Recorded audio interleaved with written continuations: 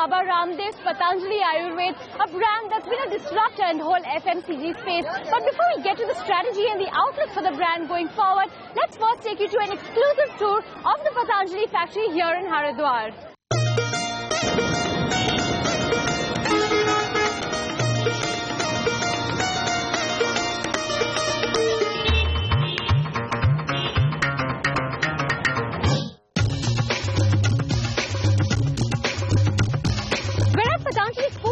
Park here in Haridwar, along with 10,000 employees, this food park also houses manufacturing lines across juices, shampoos as well as detergents. Along with this food park, Patanjali also has 2 other manufacturing units here in Haridwar, but time to go to check this one out.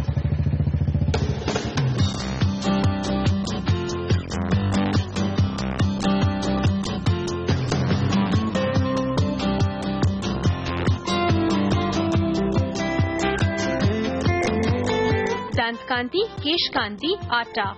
These are just some of the Patanjali products that are manufactured in this 150-acre manufacturing unit at the Patanjali Food and Herbal Park, located about 30 kilometers from the Patanjali headquarters in Haridwar. The company is in the process of renovating the existing facility and also beefing up production of high-demand categories like toothpaste and juices.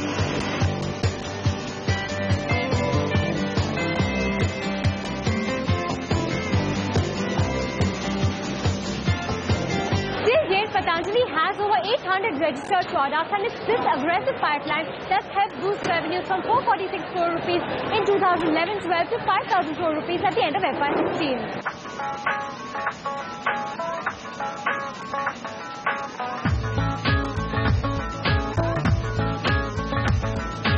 The aim is to find a spot in the big league of the FMCG industry and hit revenues of over 20,000 crore rupees by 2020. The ambitious blueprint has been laid out. Now it's a matter of scaling up the business and most certainly implementation. To discuss this as well as the outlook for the business going forward, let's head straight to the Patanjali headquarters to discuss this with the man in the driver's seat, Acharya Balakrishna.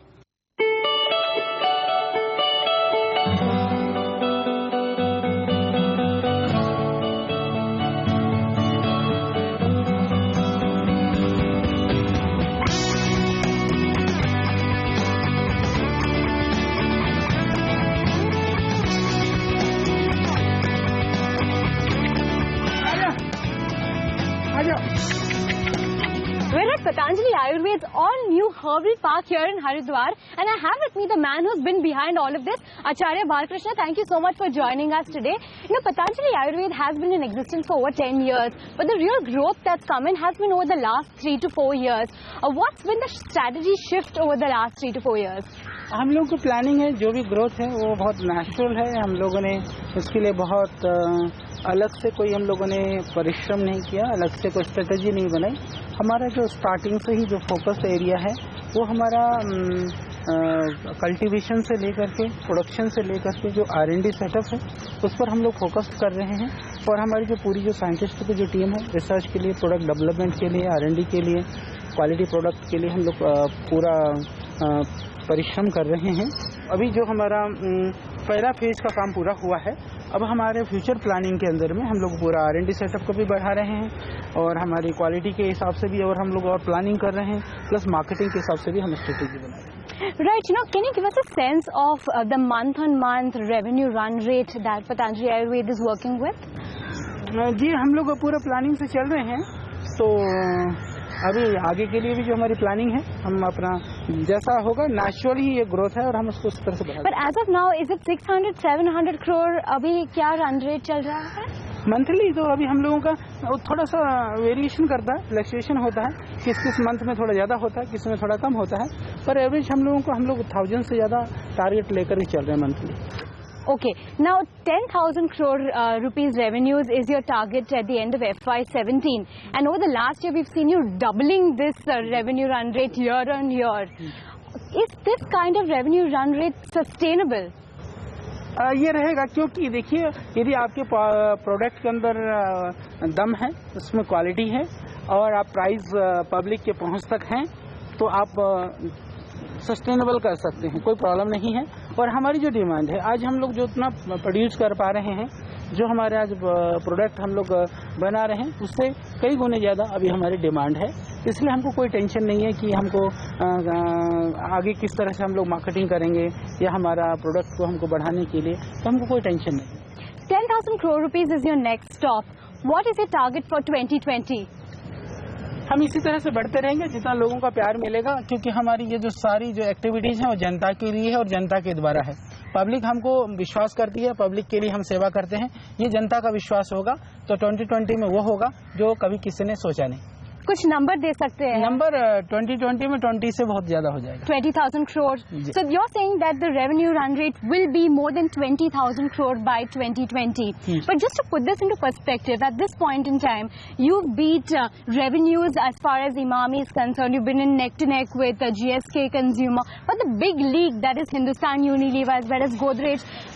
When will you cross that number, 30,000 crore? Can we expect this number to be crossed by the next 2022, 2025? मैं आपको ये कहना चाहता हूँ कि हमारा लक्ष्य किसी को हराना या किसी से जीतना नहीं है।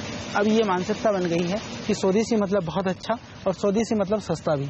तो यही हमारा लक्ष्य था कि एक दिन देश के लोगों के मन में यह विश्वास हो जाए कि स्वदेशी प्रोडक्ट भी एमएनसी से अच्छे हो सकते हैं, स्वदेशी प्रोडक्ट उनसे बहुत सस्ते हो सकते हैं और स्वदेशी प्रोडक्ट से जो भी इसके अंदर हम कुछ भी प्रॉफिट होगा वो 100% सोसाइटी के लिए लगेगा। ये हमने सोचा था।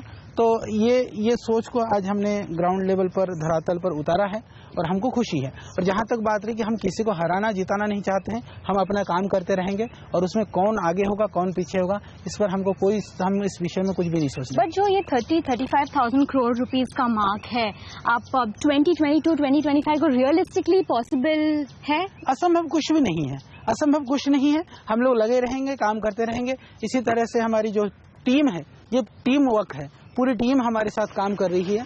वो दिखते हैं फ्रंट में, हम कुछ लोग दिखाई देते हैं, इसके पीछे आज हमारे यहाँ 15,000 से ज्यादा तो मेरे यहाँ जो सेवा दे रहे हैं कर्मयोगी भाई बहन है।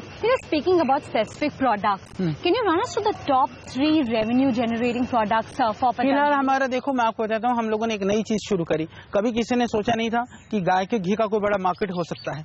गाय देश में पहले से थी, घी भी था, परंतु हमने उसको प्लानिंग से गाय के घी को मार्केट में उतारा और आज गाय का घी सबसे ज्यादा आज स्वीकार्य रूप में बाजार में पहुंचा। पहले लोग सफेद घी को मतलब पीले घी को सफेद करके बेचते थे, आज भैंस के घी को भी पीला करके बेचना शुरू हो गए लोग।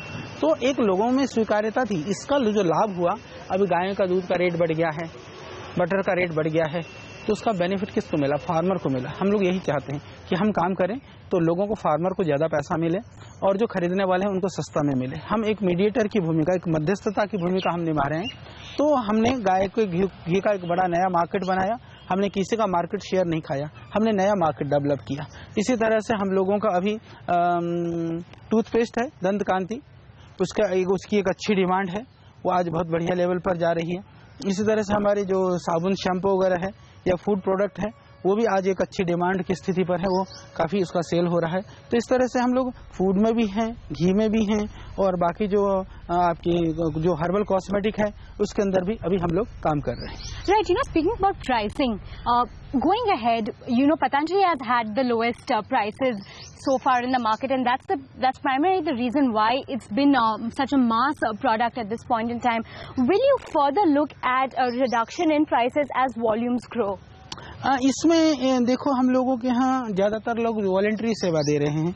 हम लोग भी काफ़ी जो सीनियर लेवल का जो मैनेजमेंट है वो हम लोग विदाउट सैलरी काम करते हैं और लोग तो अपनी फैक्ट्री में 6-8 घंटा काम करते होंगे, हम 14 घंटा 16 घंटा काम करते हैं। एमएनसीज के पास ना इतनी बड़ी टीचर्स की फोर्स है, एमएनसीज के पास ना इतने सारे वॉलंटियर्स हैं, एमएनसीज के पास ना इस तरह के समर्पित कार्यकर्ता हैं। वो हमारी स्ट्रेंथ है। और एमएनसीज के पास देश के लोगों में जो हमारे लिए भरोसा, वो भरोसा भी नहीं है, क्योंकि उनका यही पता नहीं है उनका ऑनर कौन है, मालिक कौन है, कौन चलाता है। अगर आप वॉल्यूम्स बढ़ते देख रहे हैं तो उस हिसाब से प्राइस भी कम हो सकती है? नहीं, हम लोगों ने मिनिमम अभी रखा हुआ है। यदि किसी आइटम का, क्योंकि कई बार मार्केट के अंदर रॉ मटेरियल का फ्लक्चुएशन होता रहता है, कभी घटता है कभी बढ़ता है, तो एकदम सडनली हम रेट को घटा फिर बढ़ा नहीं सकते हैं। तो हमको थोड़ा देखना पड़ता है, क्योंकि काफी कुछ कॉस्ट रॉ मटेरियल पर निर्भर करता है। तो रॉ मटेरियल के हिसाब से हम लोग मिनिमम रख करके चल रहे हैं। मार्जिन तो जो है मिनिमम रख करके चल रहे हैं, तो उसमें से अभी यदि कोई मार्केट में रॉ मटेरियल का प्राइस कम होगा तो हम कम करेंगे. Right. I also wanted to understand overall in terms of investment, what is the kind of investment that you will put in over the next 3 to 5 years at Patanjali Ayurved? अभी हम लोगों की planning है करीबन इसी साल हम लोग 1000 से 1500 करोड़ अभी खर्च करने वाले हैं मार्च तक ही हम लोग, क्योंकि अभी हम लोग कई सारी यूनिट लगाने वाले हैं. हम लोग लगाएंगे अभी, हम यूपी में भी, नोएडा में, बुंदेलखंड में सोच रहे हैं, मध्य प्रदेश में हम सोच रहे हैं, हम महाराष्ट्र में सोच रहे हैं, हम नॉर्थ ईस्ट में सोच रहे हैं. तो अभी हम लोग बहुत जल्दी प्लानिंग कर रहे हैं. तो हमको लगता है कि इसी साल में, इसी फाइनेंशियल ईयर में हम इतना खर्च करेंगे, उसके बाद फिर इसको ये बढ़ता रहेगा, ये काम चलता रहेगा. Over the next 3 to 5 years कितना इन्वेस्टमेंट होगा आपका? हाँ, इसी हिसाब से रहेगा या बढ़ेगा? इसी हिसाब से रहेगा, इससे कम नहीं होगा, इससे बढ़ेगा ही. इससे बढ़ेगा. तो आप ये इन्वेस्टमेंट कैसे फाइनेंस कर रहे हैं? हम लोग बैंक से ही लेते हैं. हमारा सारा जो जितना भी इन्वेस्टमेंट है, जितना भी हमको फाइनेंशियली जो भी डिमांड होती है, हम लोग सब बैंक से लेते हैं. हमारा CC loan, term loan bank से ही है. अभी तक बैंक के अलावा कोई भी फाइनेंस इंस्टीट्यूट या प्राइवेट इंस्टीट्यूट से हम लोगों ने कोई लोन नहीं लिया है. You're also looking at doubling your R&D facilities. Run us through what is the kind of doubling that you're going to see at the R&D front as well. This is one R&D center. ये आप देख रहे हैं, इधर पीछे जो बहुत बड़ी बिल्डिंग है, ये R&D सेटअप है. ये हर्बल गार्डन भी जो आप देख रहे हो, ये भी एक R&D का ही एक पार्ट है कि प्लांट्स के ऊपर हम लोग देख रहे हैं. लाइव में अभी आप देख रहे हैं एलोवेरा ही है. एलोवेरा लोगों को पता नहीं कितनी स्पीसीज है. आप देखोगे ये हमारे पास 5 तरह की स्पीसीज है. ये अलग अलग है. अलग अलग में आपने देखा एलोवेरा, जो इंडियन एलोवेरा होता है जिसके अंदर ज्यादा यूज होता है, वो ये वाला पार्ट है. उसकी दूसरी स्पीसीज है, तीसरी, चौथी, पांचवी, इस तरह से. तो ये सारे आप देख रहे हैं, सब मेडिसिनल प्लांट्स हैं जितने भी दिख रहे हैं. और हमारे पास पूरे ऑल ओवर इंडिया में, जो चाहे समुद्र के किनारे होने वाला पौधा हो, चाहे हिमालय में होने वाले, सारी स्पीसीज हमने लगाई है. तो R&D के लिए भी हम लोग बहुत एडवांस लेवल पर जा रहे हैं. वहां पर हम लोगों ने अभी हमारा जो लक्ष्य है कि BSL 3 लेवल का हम लैब बना रहे हैं. बायोसेफ्टी लेवल 3, यानी कि इंडिया में बहुत थोड़े ऐसे लैब हैं. तो हम बहुत ताकत से लग रहे हैं. लोग जो है कई बार ऐसे भी बातें करते हैं, क्योंकि अभी पतंजलि के सामने, पतंजलि की जो चैलेंज है, हम किसी को चैलेंज नहीं दे रहे. पतंजलि का जो काम है, उस काम के सामने उनका काम टिकता नहीं है. इसलिए कई लोग कहते हैं कि पतंजलि के पास कहाँ R&D है, पतंजलि के पास कहाँ इस तरह के साइंटिफिक वो नॉलेज वाले लोग हैं. मैं आपको ये बताना चाहता हूँ, पतंजलि ही एक ऐसी संस्था है जिसके अंदर अभी 200 से 250 साइंटिस्ट काम कर रहे हैं. मुझे नहीं लगता कि कोई आयुर्वेदा और FMCG के काम करने वाले लोगों के पास इतने सारे साइंटिस्टों की टीम हो. Right, I also want to understand there are many categories that you're looking at launching, like Shishu Care. Has that been delayed a bit because I understand that dairy has been a focus area as well as natural manure? नहीं, इसलिए नहीं. देखो, कुछ चीजें ऐसी होती है कि प्रोडक्ट हमारा पहले तो R&D में टाइम लगता है. R&D होने के बाद में जब प्रोडक्ट बनाते हैं तो मार्केट में ऑब्वियसली उतारने के लिए थोड़ा समय की आवश्यकता होती है. लगभग वो तैयार है और बहुत जल्दी हम लोग उसको मार्केट में लाएंगे. कितनी जल्दी? 1-2 महीना और लग सकता है, ज्यादा से ज्यादा, इससे ज्यादा नहीं.